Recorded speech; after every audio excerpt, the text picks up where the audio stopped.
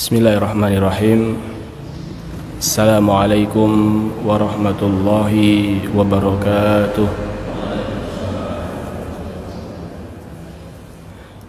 Alhamdulillahi rabbil alamin. Wa usalli wa usallim ala sayyidina wa habibina Muhammadin wa ala alihi wa sahbihi ajma'in. Amma ba'du.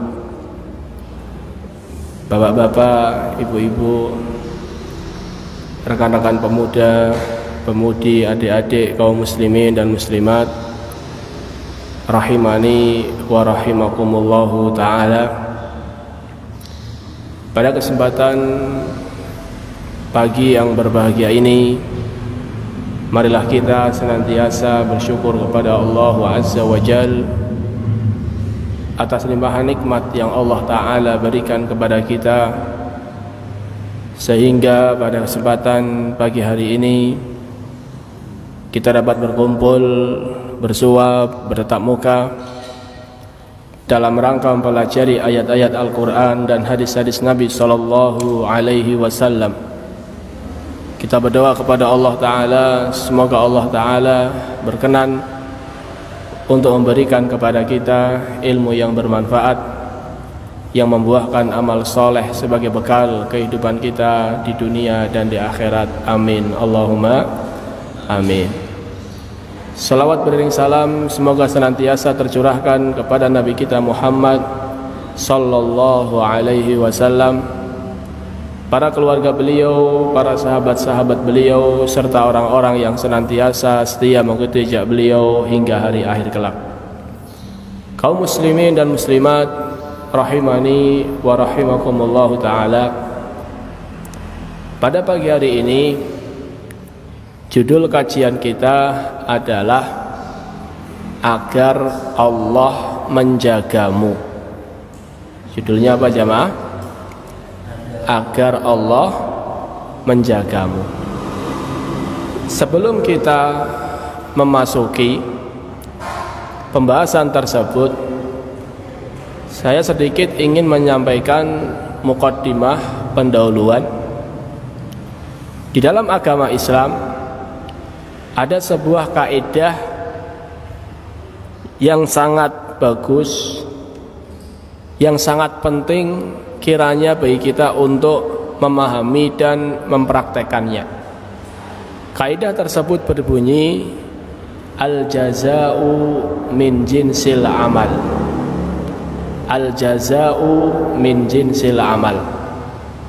Balasan sesuai dengan perbuatan. Saya ulang, kaidahnya adalah balasan sesuai dengan apa? Perbuatan. Jikalau perbuatannya baik, maka balasannya baik. Jikalau perbuatannya buruk, maka balasannya juga apa? Buruk. Kaidah ini, kata Ibnu Qayyim rahimahullahu ta'ala, didukung lebih dari 100 dalil. Jadi kaidah balasan sesuai dengan perbuatan ini didukung lebih dari berapa dalil? 100. Berarti kaidah ini adalah kaidah paten, bahwasannya balasan itu sesuai dengan perbuatan. Dan kaidah ini jamaah bisa menjadi motivasi bagi kita untuk senantiasa melakukan kebaikan, karena setiap kebaikan yang kita lakukan balasannya pasti apa? Baik, dan akan menjadi rem bagi kita ketika ada dorongan untuk berbuat buruk, karena kita tahu bahwasannya perbuatan buruk balasannya pasti apa? Buruk. Jadi ini kaidah penting sekali. Mana usah dalilnya bahwasannya perbuatan sesuai, balasan sesuai dengan perbuatan?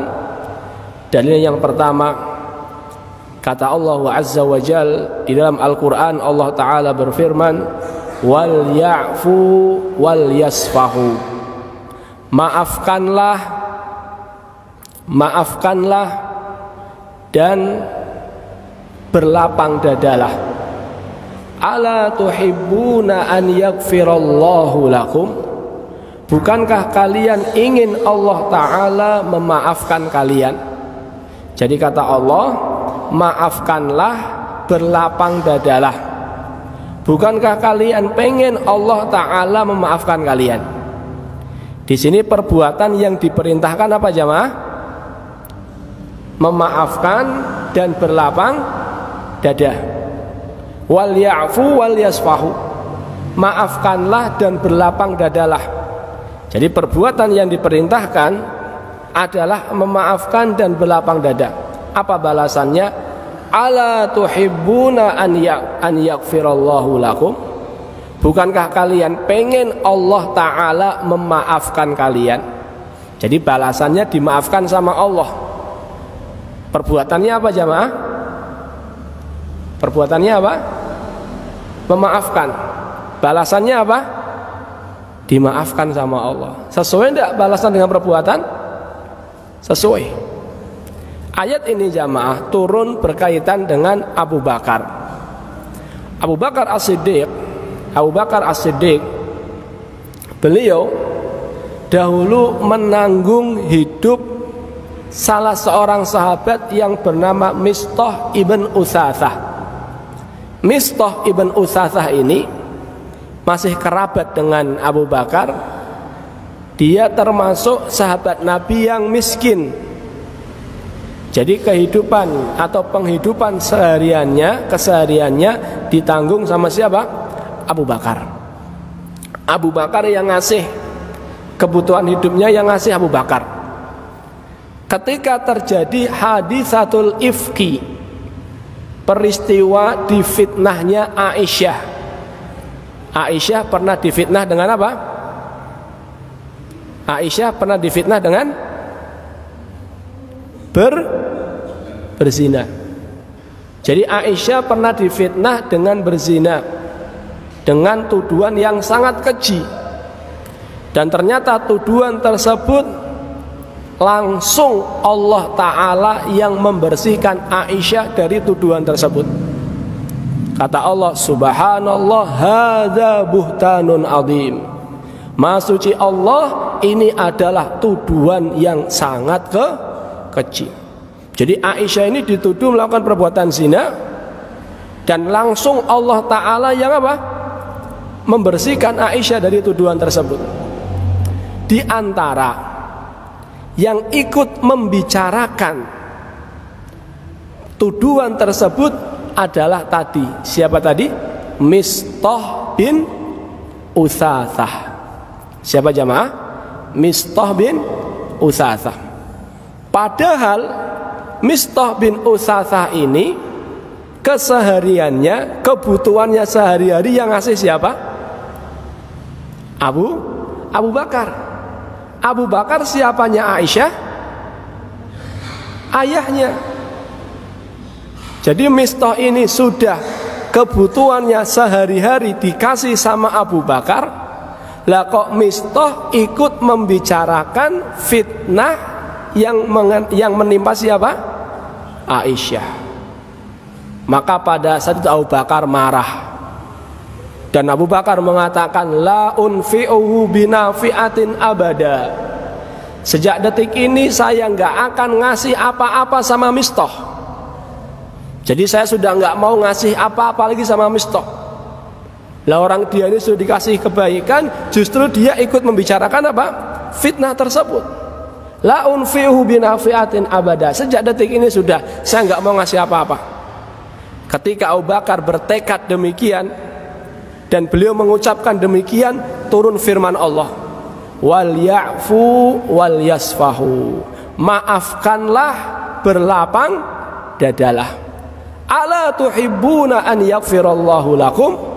Bukankah kalian pengen Allah Ta'ala memaafkan kalian? Kata Abu Bakar, bala ya Rob, tentu wahai Robku, aku pengen engkau memaafkanku ya Allah. La unzi'uha abada. Saya nggak akan putus bantuan ini. Kenapa Abu Bakar nggak mau mutus bantuan tersebut jamaah? Karena Abu Bakar pengen dimaafkan sama siapa? Allah. Karena dengan Abu Bakar memaafkan Mistah, maka Allah Ta'ala akan memaafkan siapa jamaah? Abu Bakar. Inilah yang disebut dengan balasan sesuai dengan perbuatan. Makanya di dalam hadis Nabi SAW pernah ditanya sama seseorang, ya Rasulullah, mada yuba'iduni min ghadabillah. Wahai Rasulullah, apa yang bisa menjauhkan aku dari amarah Allah? Jadi biar Allah nggak marah sama aku tuh bagaimana caranya? Kata Nabi SAW, la tagdob.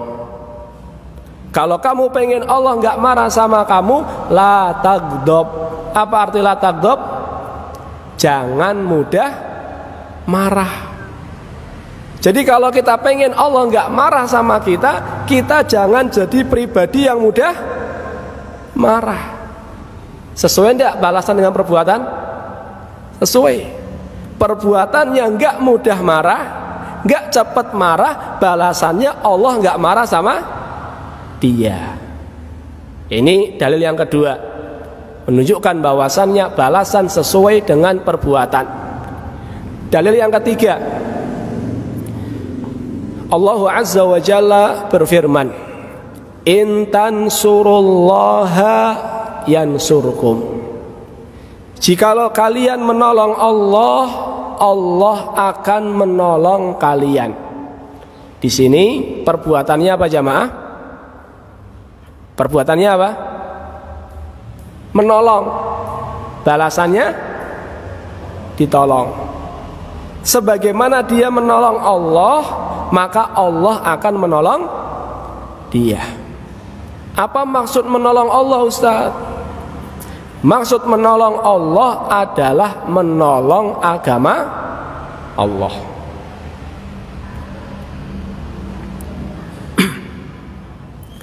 Orang yang menolong agama Allah pasti Allah Ta'ala tolong. Bagaimana cara menolong agama Allah? Cara menolong agama Allah adalah menegakkan agama Allah. Jadi ketika kita ini sholat, menjalankan perintah, menjauhi larangan dan seterusnya, ini termasuk usaha untuk menolong agama Allah. Maka jangan sampai ada orang yang mengaku menolong agama Allah tapi dia tidak sholat. Bagaimana mungkin seseorang mengaku menolong agama Allah kalau dia tidak menjalankan agama Allah? Kita harus bela agama Allah, bela agama Allah. Datang waktunya sholat dia tidak sholat. Bagaimana? Orang yang pengen menolong agama Allah itu yang pertama kali dia menjalankan apa? Agama Allah. Baru setelah itu dia berusaha untuk mendakwahkan, menyebarkan agama Allah.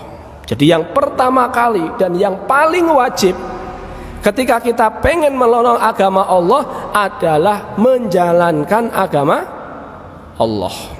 Kalau kita sudah menjalankan agama Allah, berarti kita sudah berusaha menolong agama Allah dan Allah Ta'ala akan menolong kita. Ini dalil yang keberapa?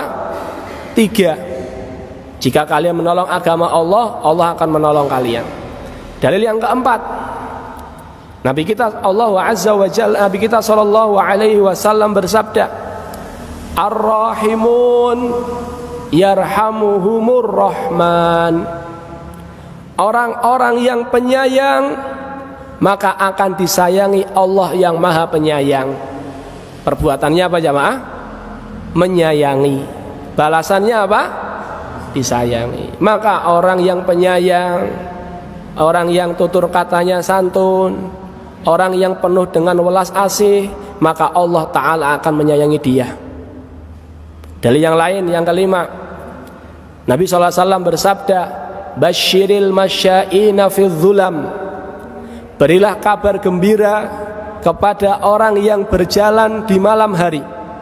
Malam-malam, gelap-gelap dia berjalan. Kemana jamaah? Ilal masajid, menuju masjid. Jadi bukan sekedar jalan-jalan di kegelapan tok. Saya jalan-jalan Ustaz, ngapain? Ngobor. Ya, bukan itu maksudnya. Tapi maksud dari berjalan di kegelapan di sini adalah berjalan menuju mana? Masjid. Apa kabar gembiranya? Kata Nabi sallallahu alaihi wasallam, binuritam yaumal qiyamah, dengan cahaya yang sempurna kelak di hari kiamat. Jadi hari kiamat itu gelap jamaah.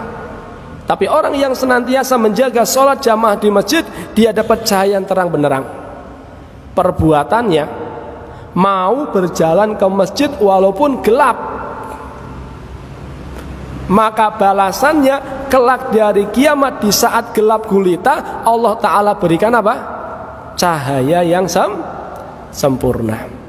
Dan masih banyak sekali jamaah dalil-dalil yang menunjukkan akan kaidah balasan sesuai dengan perbuatan. Dalil yang terakhir yang saya akan sebutkan adalah peristiwa ketika orang-orang munafik mereka melewati sirat. Jadi manusia itu secara umum terbagi menjadi 3. Ada orang mukmin, ada orang-orang munafik, ada orang-orang musyrik atau orang-orang kafir.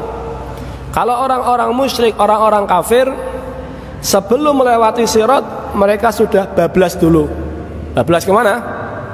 Ke neraka. Sedangkan orang-orang mukmin, orang-orang yang Islamnya benar, orang-orang yang imannya itu jujur, itu mereka melewati sirat. Semuanya akan melewati sirat. Kata Allah Azza wa Jalla, wa im minkum illa wariduha. Tidak ada seorang pun di antara kalian kecuali pasti melewati sirat tersebut. Sirat, apa arti sirat? Jembatan yang dibentangkan di antara 2 bibir api neraka. Jadi api neraka itu luasnya luar biasa jamaah. Di atasnya ada sirat, ada jembatan. Yang kata Nabi, adaku minasya'ri, lebih tipis dari rambut. Wa ahaddu minas sayfi, lebih tajam dari apa? Pedang. Dan di saat itu jamaah gelap.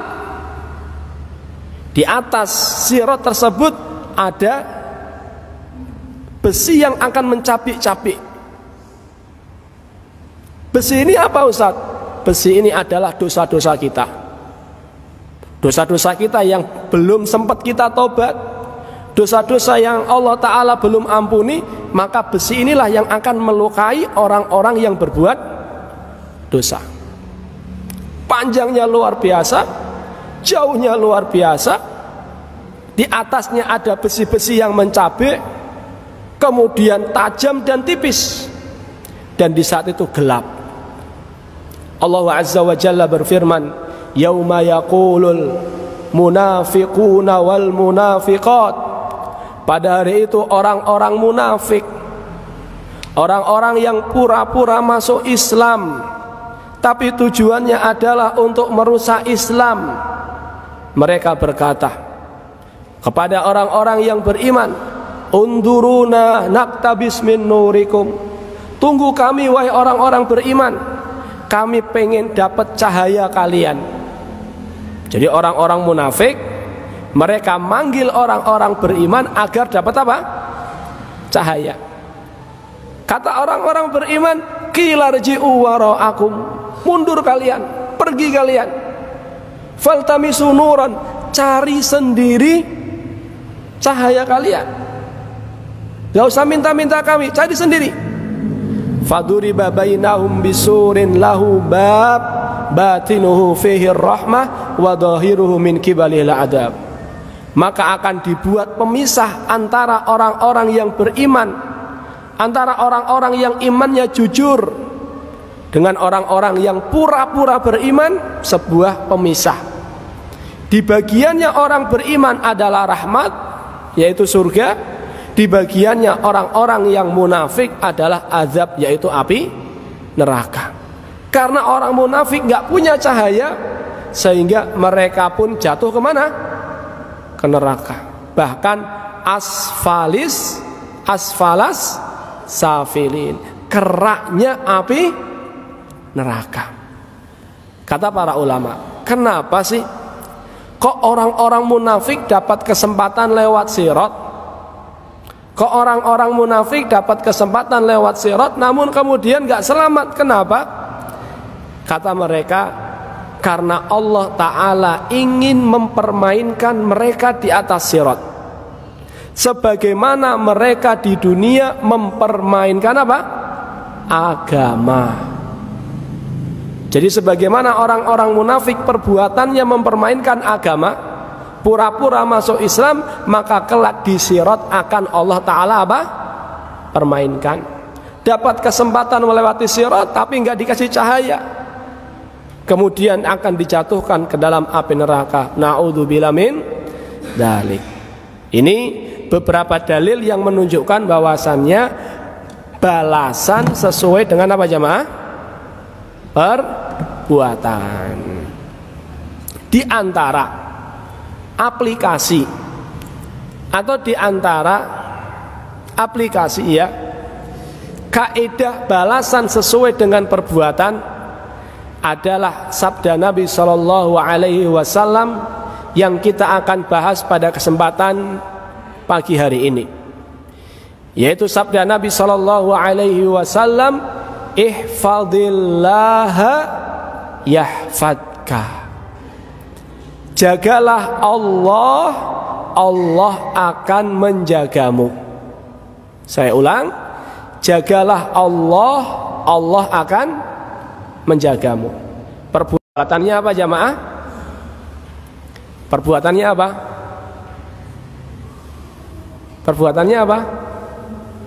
Menjaga Allah. Balasannya apa? Dijaga sama Allah. Inilah yang disebut dengan balasan sesuai dengan perbuatan. Inilah yang kita akan bahas pada kesempatan pagi hari ini. Jagalah Allah, Allah akan menjagamu. Poin pertama, jagalah Allah. Maksudnya apa? Poin yang kedua, Allah akan menjagamu. Maksudnya apa? Inilah dua poin yang kita akan bahas pada kesempatan pagi hari ini. Yang pertama, jagalah Allah. Jagalah Allah. Allah kan ala kulli syai'in qadir, mampu atas segala sesuatu. Allah kan Al-Qawi, maha kuat. Allah kan Al-Aziz, maha perkasa. Masa kita disuruh jaga Allah sih jamaah? Bukannya kita ini orang-orang lemah, kok disuruh jaga Allah? Apa maksudnya? Maksudnya kata para ulama adalah ihfadullah, ihfadu hududallah. Maksud dari menjaga Allah adalah menjaga batasan-batasan Allah. Bagaimana maksud dari menjaga batasan-batasan Allah? Maksudnya adalah menjaga perintah-perintah Allah dengan cara menjalankannya, dan menjaga larangan-larangan Allah dengan cara meninggalkannya. Jadi maksud dari menjaga Allah itu ringkasnya jamaah, menjaga perintah Allah dengan cara menjalankannya, menjaga larangan Allah dengan cara apa? Meninggalkannya.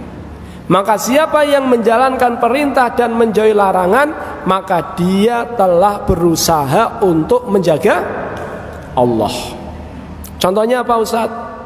Yang pertama, yang wajib kita jaga, yang harus kita jaga, dan yang paling utama yang harus kita kerahkan perhatian kita untuk menjaganya adalah tauhid. Apa jamaah? Tauhid. Mana dalilnya? Dalilnya sabda Nabi Shallallahu Alaihi Wasallam kepada Mu'ad bin Jabal. Nabi Shallallahu Alaihi Wasallam pernah bersabda kepada Mu'ad bin Jabal. Kata Nabi Shallallahu Alaihi Wasallam, ya Mu'ad, wahai Mu'ad, atadri ma haqqullahi 'alal ibad wa ma haqqul ibadi 'ala Allah. Wahai Mu'ad, kamu tahu enggak hak Allah yang harus dijaga oleh hambanya, dan apa yang akan diperoleh oleh seorang hamba ketika dia sudah menjaga hak Allah. Kata Mu'adz, Allah wa rasuluhu a'lam. Allah dan Rasulnya yang lebih tahu. Kata Nabi SAW, haqqullahi 'alal ibad. Hak Allah yang harus dijaga oleh seorang hamba, hak Allah yang harus ditunaikan oleh seorang hamba, an ya'buduhu wa la yusyriku bihi syai'a, yaitu mereka menyembah hanya kepada Allah dan tidak menyekutukannya dengan sesuatu apapun. Jadi hak Allah terbesar yang harus kita jaga adalah tauhid jamaah. Adalah kita beribadah hanya kepada Allah, untuk Allah. Inilah hak terbesar yang harus kita jaga. Sebagaimana kita sholat untuk Allah, maka doa kita pun harus hanya kepada Allah. Sebagaimana puasa kita untuk Allah, maka menyembelih pun harus untuk Allah. Karena tauhid maknanya adalah mengesahkan Allah dalam segala bentuk ibadah. Jadi bukan hanya dalam sholatnya toh, bukan hanya ketika puasa toh, bukan hanya ketika zakat toh dan seterusnya, tapi sampai pun ketika kita berdoa, maka berdoanya juga harus kepada siapa? Allah. Karena doa itu ibadah, bukan? Ibadah. Kata Nabi SAW, ad-du'a'u huwal ibadah. Doa adalah ibadah. Maka siapa yang mau mentauhidkan Allah, maka ketika dia berdoa pun, berdoanya harus kepada siapa? Allah. Ketika menyembelih pun harus untuk Allah. Menyembelih ibadah, bukan jamaah? Ibadah. Kata Allah Azza wa Jalla, inna salati wa nusuki, sesungguhnya salatku dan sembelihanku, wa mahyaya wa mamati, hidup dan matiku untuk siapa? Lillah. Tapi kalau nyembelih untuk, maaf, contohnya untuk apa jamaah? Untuk mana? Untuk penghuni sebuah tempat, menyembelih untuk gunung, menyembelih untuk ini dan itu, maka ini lawan dari tauhid. Hati-hati. Karena hak terbesar Allah Azza wa Jalla adalah apa jamaah? Tauhid. Ini yang pertama yang harus kita jaga, tauhid. Dan ini modal besar seorang hamba. Orang yang bertauhid ini punya kemungkinan besar untuk diampuni dosa-dosanya. Jadi modal untuk mendapatkan ampunan Allah yang paling besar itu adalah apa? Tauhid. Orang kalau dia benar-benar bertauhid, tidak mempersembahkan ibadah kecuali hanya untuk Allah, walaupun dia punya dosa, dia memiliki kesempatan untuk Allah Ta'ala apa? Ampuni. Kata Allah Azza wa Jalla dalam hadis qudsi, ya bena Adam, wahai manusia, lau ataitani bi qurabil ardi khataya, sekiranya engkau mendatangiku dengan dosa sepenuh bumi, summa ataitani la tusyrik bi syai'a, kemudian kamu mendatangiku dengan tidak membawa dosa syirik, la ataituka bi qurabiha maghfiratan, maka saya akan mendatangi kamu sepenuh bumi pula berupa ampunan. Jadi orang yang bertauhid ini kemungkinan besar untuk diapakan jamaah? Diampuni. Maka jaga hak Allah yang terbesar. Apa itu jamaah? Tauhid. Di antara yang perlu kita jaga adalah sholat. Apa jamaah? Sholat. Mana dalilnya? Dalilnya sering kita baca, sering kita dengar, hafidhu ala sholawati was sholatil wusta. Jagalah oleh kalian sholat 5 waktu dan sholat asar. Kata Allah, hafidhu, jaga sholat 5 waktu. Wassolatil wusta, jaga pula sholat asar. Padahal sholat asar termasuk sholat 5 waktu, tidak jamaah? Termasuk. Tapi kenapa dikhususkan? Dikhususkan karena memang sholat asar ini memiliki kedudukan yang spesial. Jadi penyebutan khusus setelah umum. Jadi kan asar khusus, setelah disebut secara umum jaga sholat 5 waktu, menunjukkan yang khusus ini punya kedudukan yang spesial. Seperti Allah Ta'ala berfirman, tanazzalul malaikatu warruh, para malaikat turun dan Jibril. Padahal Jibril termasuk malaikat bukan? Termasuk. Tapi kenapa dikhususkan penyebutan Jibril? Karena Jibril punya kedudukan yang spesial. Begitu pula sholat asar jamaah. Ini adalah sholat yang sangat spesial. Makanya Allah Azza wa Jalla menyebutkan secara khusus. Jadi di antara yang harus kita jaga adalah sholat. Orang yang pengen menjaga Allah, maka setelah dia menjaga tauhid, dia harus menjaga apa? Sholat. Disebutkan dalam sebuah hadis jamaah. Hadis ini riwayat Imam Ahmad, dinilai hasan oleh Syekh Shu'aib Arnaud. Nabi SAW bersabda, hadis ini ngeri jamaah. Kata Nabi SAW, man hafadha 'alaiha, siapa yang menjaga sholat 5 waktu, kana lahu nur wa burhan wa najah yaumal qiyamah, maka kelak di hari kiamat dia akan mendapatkan nur, cahaya, wa burhan, petunjuk, wa najah, keselamatan kelak di hari kiamat. Jadi orang yang menjaga sholat 5 waktu, dia di akhirat dapat 3 jamaah. Yang pertama apa? Cahaya. Kemudian dapat apa lagi? Petunjuk. Kemudian dapat keselamatan. Ini orang yang jaga sholat 5 waktu. Sebaliknya, waman lam yuhafid 'alaiha, siapa yang tidak menjaga sholat 5 waktu, lam yakun lahu nur, gak dapat cahaya, gelap akhiratnya. Wa burhan, gak dapat petunjuk. Wa najah yaumal qiyamah, gak selamat di akhirat. Jadi orang yang tidak menjaga sholat, akhiratnya gelap, tersesat, dan dia tidak selamat. Maka siapa yang pengen selamat, siapa yang pengen dapat cahaya, siapa yang pengen dapat petunjuk, dia harus jaga apa? Sholat. Kemudian kata Nabi, wa kana ma'a Qarun wa Fir'aun wa Haman wa Ubay ibn Khalaf.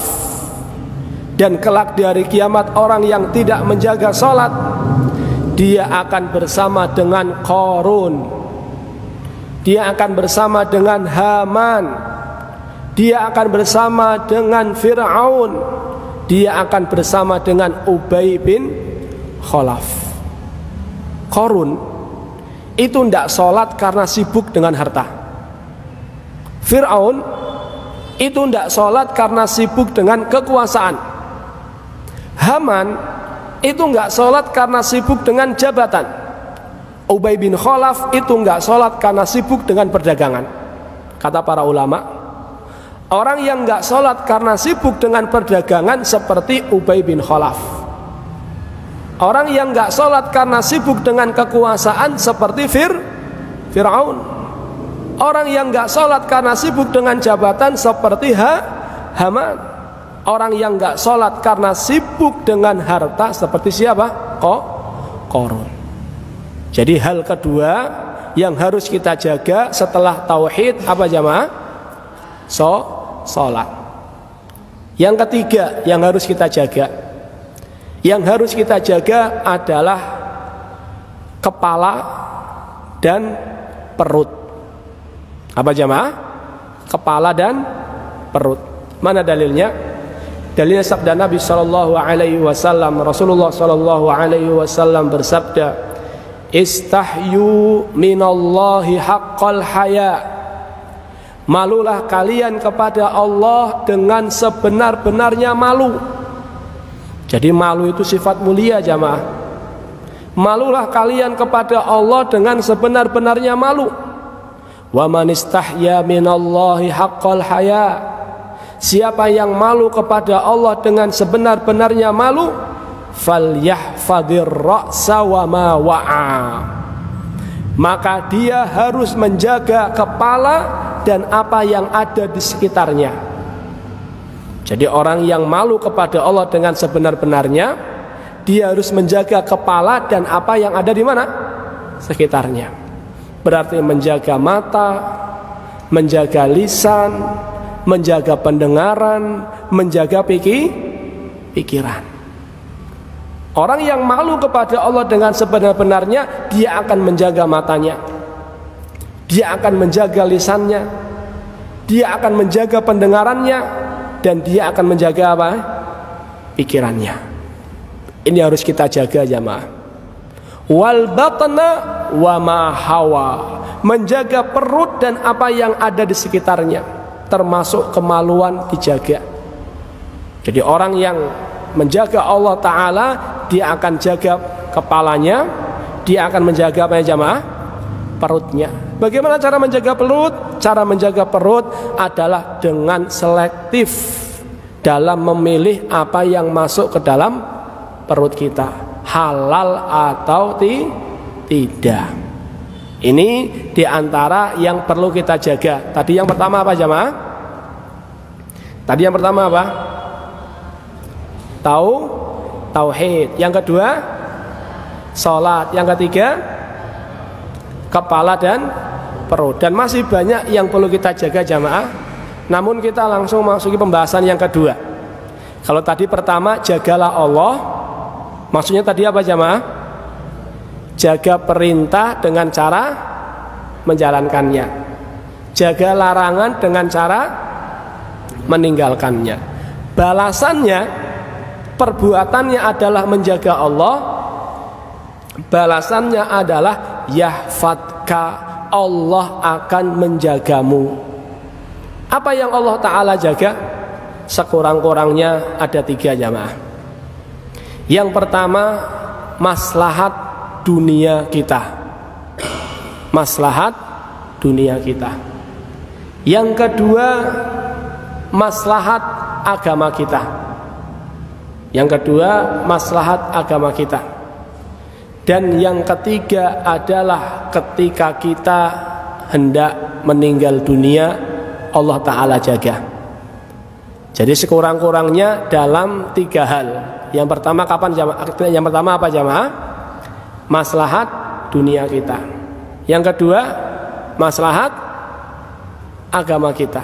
Yang ketiga, Allah jaga ketika kita hendak meninggal dunia. Yang pertama, Allah Ta'ala akan menjaga maslahat dunia orang yang menjaga Allah. Maksudnya apa Ustaz? Maksudnya, orang yang menjaga Allah Ta'ala akan jaga maslahat dunianya.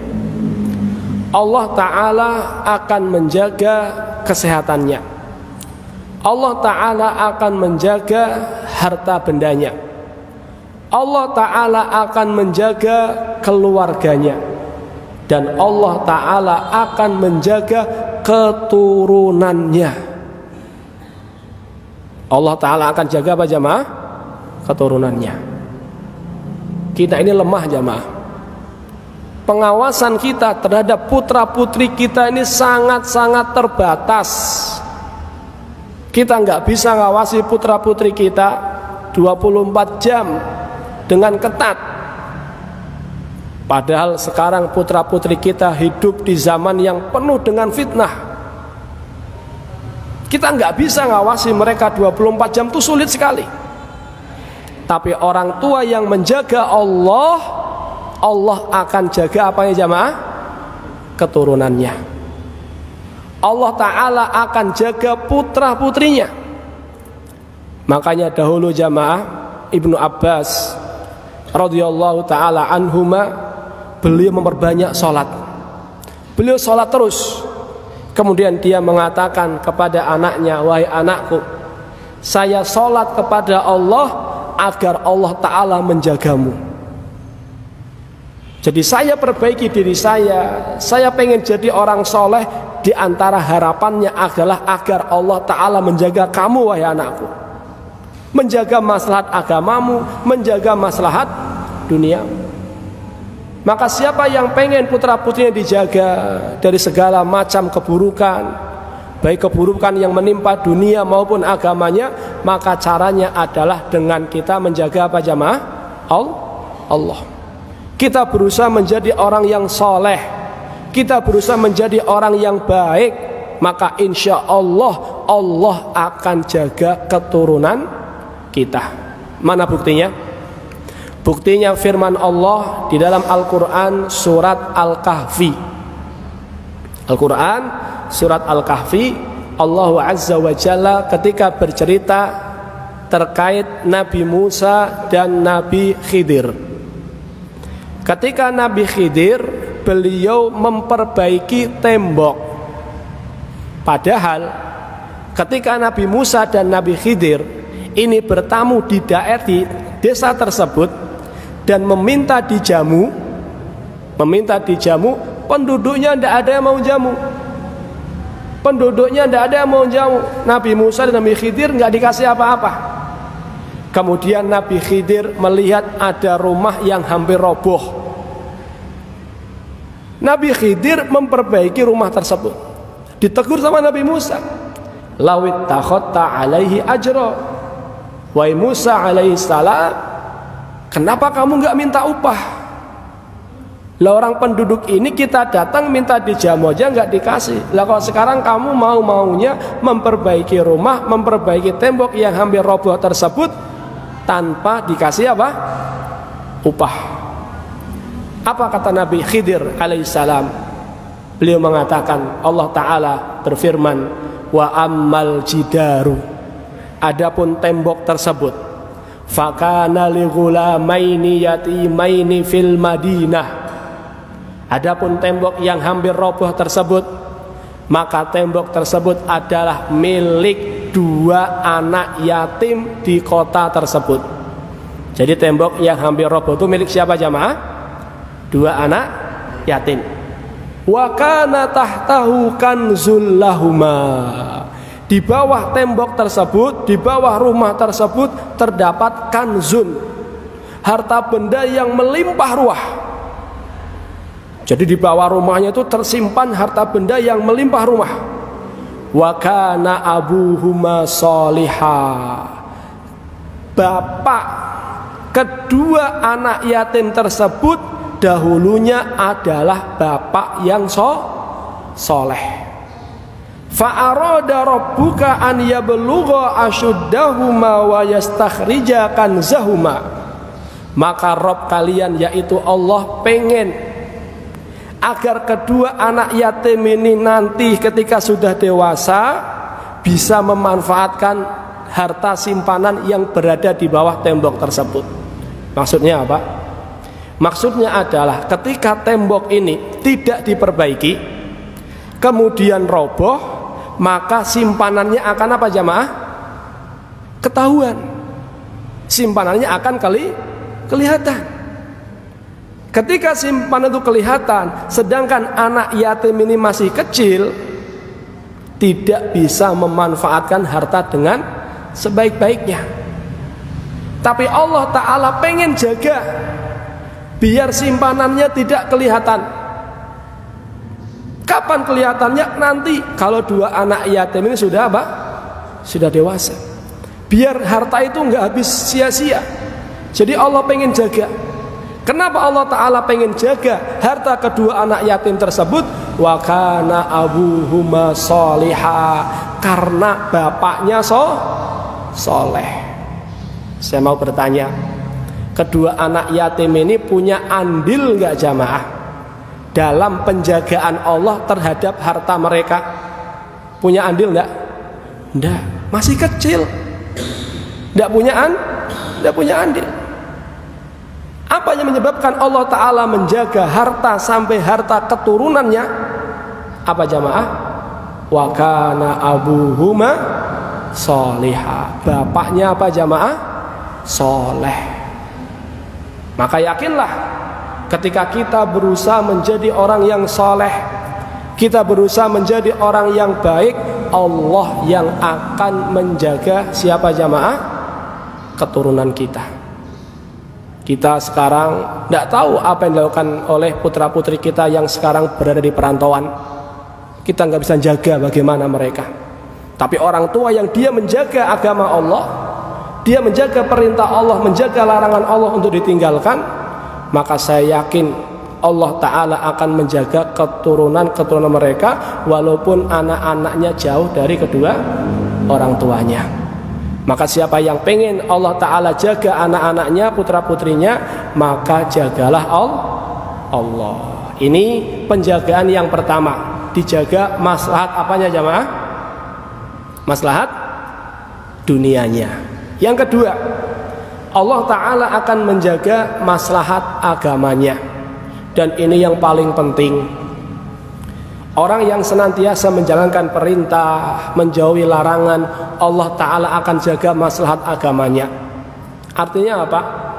Artinya adalah Allah Ta'ala akan senantiasa jaga dia agar terus berada di atas jalan yang lurus, agar tidak terjatuh ke dalam kemaksiatan. Jadi senantiasa diberikan istiqomah, senantiasa diberikan taufik untuk menjalankan perintah dan menjauhi larangan. Dan ini penjagaan yang paling besar. Ketika seseorang dijaga sama Allah, ketika mau bermaksiat, Allah palingkan. Ketika mau taat, Allah bimbing. Ini luar biasa. Bagaimana bisa seperti itu jamaah di zaman yang fitnahnya sangat luar biasa ini? Caranya adalah dengan menjaga Allah. Mana buktinya? Buktinya Nabi Yusuf alaihissalam. Nabi Yusuf alaihissalam ketika beliau diuji dengan ujian yang sangat berat, yaitu ujian ajakan untuk berbuat zina. Berat sekali. Bagaimana tidak? Nabi Yusuf pemuda, masih muda. Nabi Yusuf dalam perantauan, jauh dari pengawasan orang tua, jauh dari keluarga. Yang ketiga, Nabi Yusuf ditawarin, diajak. Yang keempat, perempuan ini sudah berhias untuk Nabi Yusuf. Perempuan yang ngajak, perempuan yang sudah berhias. Yang kelima, perempuan ini sudah menjamin keamanannya. Wa ghallaqatil abwab, pintu-pintu sudah apa kan? Ditutup. Yang keenam, yang namanya istri raja itu seringnya cantik. Jadi sudah cantik, berhias, perempuannya yang ngajak, pintu-pintu sudah ditutup, Nabi Yusuf masih muda. Berat tidak jamaah? Berat sekali. Luar biasa ujiannya. Kata para ulama, ujian ini lebih berat daripada ujian Nabi Yusuf dimasukkan ke dalam sumur. Karena kalau ujian masuk dalam sumur itu itirori, mau nggak mau harus sabar, nggak bisa apa-apa di dalam sumur. Sedangkan ujian ini pilihan. Bisa Nabi Yusuf milih untuk berbuat zina, bisa Nabi Yusuf untuk tidak berbuat zina. Pilihan.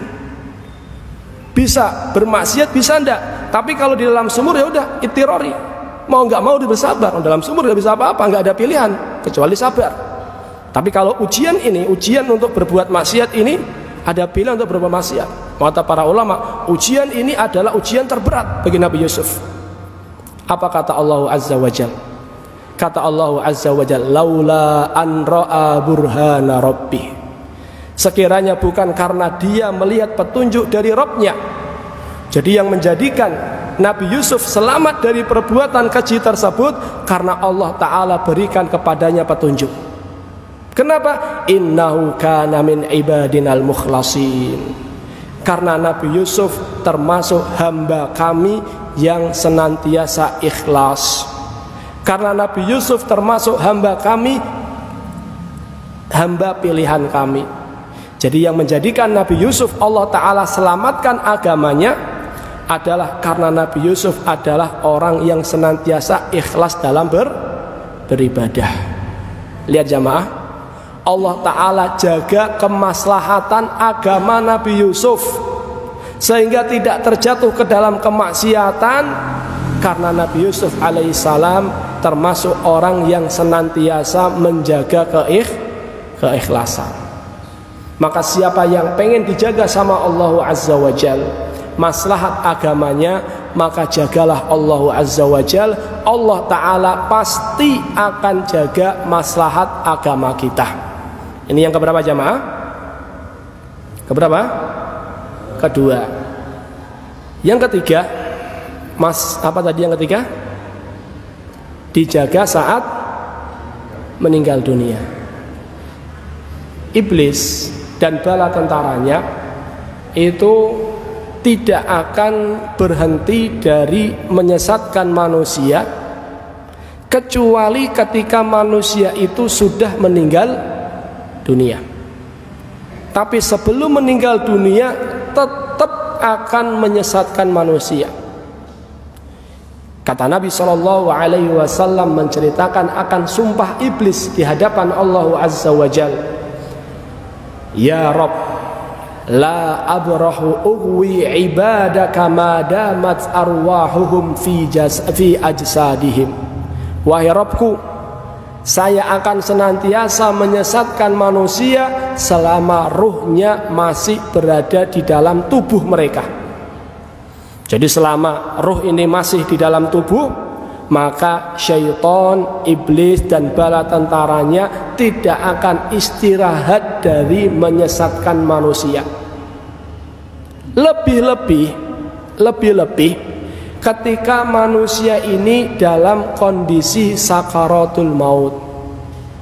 Lebih-lebih ketika manusia ini dalam kondisi detik-detik sebelum meninggal dunia. Kenapa? Karena waktu tersebut adalah waktu penentu. Jikalau iblis bisa menyesatkan manusia di saat itu, maka dia berhasil. Tapi kalau iblis gagal, maka dia gagal untuk selama-lamanya. Maka dimanfaatkan betul-betul oleh iblis bagaimana caranya menyesatkan manusia di detik-detik terakhir. Bagaimana caranya manusia ini su'ul khotimah. Bagaimana manusia ini tidak mendapatkan husnul khotimah. Dimanfaatkan benar. Karena kalau sampai dia husnul khotimah, ya sudah, nggak jadi temannya di mana? Di neraka. Maka dimanfaatkan benar-benar sama iblis. Bagaimana menyesatkan dia di detik-detik sebelum meninggal dunia. Makanya di antara doa yang dibaca oleh Nabi SAW, wa a'udzubika min an yatakhabbatani syaitan indal maut. Ya Allah, aku berlindung kepadamu dari dikuasai oleh syaitan ketika hendak meninggal dunia. Jadi Nabi SAW aja berlindung sama Allah jamaah, biar tidak dikuasai sama siapa? Sama syaitan ketika hendak meninggal dunia. Maka siapa yang menjaga Allah, menjaga perintahnya dengan cara menjalankan, menjaga larangannya dengan cara ditinggalkan, maka Allah Ta'ala akan jaga dia ketika dia hendak meninggal dunia. Sehingga Allah Ta'ala berikan kepadanya apa? Husnul khotimah. Imam Ahmad rahimahullahu ta'ala, ketika beliau hendak meninggal dunia, di situ ada anaknya Abdullah ibn Ahmad. Mereka mengatakan, ya abi kul la ilaha illallah, wahai ayahku ucapkan la ilaha illallah. Imam Ahmad justru mengatakan apa? La ba'ad, la ba'ad, la ba'ad. Belum nanti, belum nanti, belum nanti. Disuruh ngucapin la ilaha illallah, jawabannya malah apa? Belum nanti, belum nanti, belum nanti. Kemudian Imam Ahmad sadar Setelah sadar ditanya sama anaknya, "Wahai Abi, tadi kenapa engkau seperti ini dan seperti itu?" Kata Imam Ahmad, "Inna syaitan qaimun bihadai adin ala anamilihi." Sesungguhnya tadi saya melihat setan berada di hadapanku sambil menggigit jari jemarinya. Dan setan mengatakan, "Ya Ahmad futtani." Wahai Ahmad, kamu sukses. Wahai Ahmad, saya gagal menyesatkan kamu. Kata Imam Ahmad, belum nanti.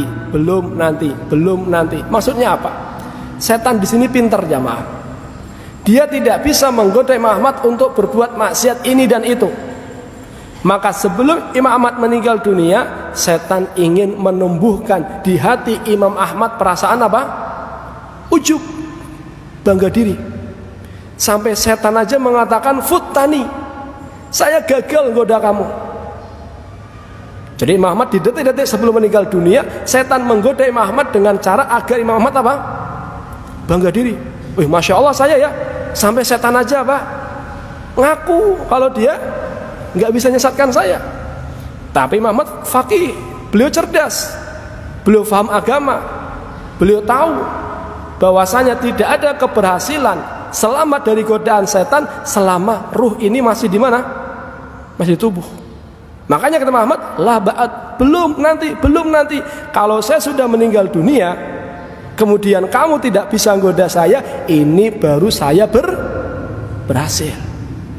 Tapi kalau saya masih hidup, kau mengatakan futtani, saya nggak berhasil goda kamu, kemudian saya timbul rasa ujub, rasa bangga, saya tanya sampai ngaku, maka saya belum berhasil."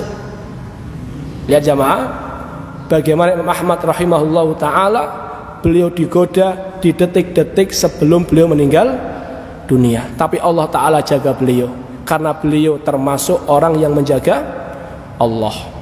Al-Qurtubi rahimahullahu ta'ala menceritakan dalam kitabnya bahwasannya ada ulama dari Cordoba, ketika dia meninggal dunia, ketika ditalqin, dia justru mengatakan ndak.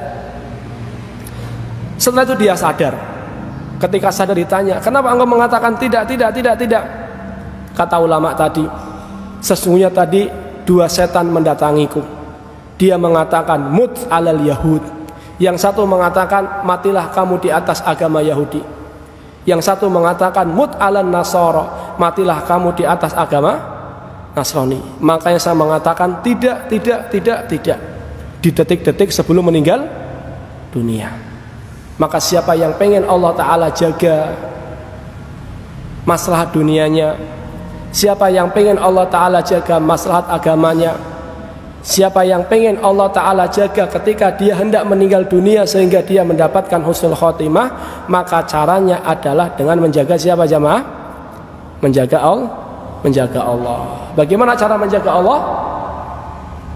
Menjaga perintah dengan cara dijalankan, menjaga larangan dengan cara diapakan? Ditinggalkan. Wallahu ta'ala alam bisawab.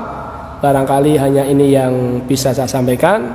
Saya minta maaf atas perhatiannya, dan saya berterima kasih atas perhatiannya, dan minta maaf jika ada kata-kata yang kurang berkenan. Kita tutup dengan doa kafaratul majlis. Subhanakallahumma la ilaha illa anta astaghfiruka wa atubu ilaik. Nggak ada pertanyaan Pak ya? Nggak ada pertanyaan insya Allah? Sampai 3, 1, 2, 3, nggak ada? Ya, assalamualaikum warahmatullahi wabarakatuh.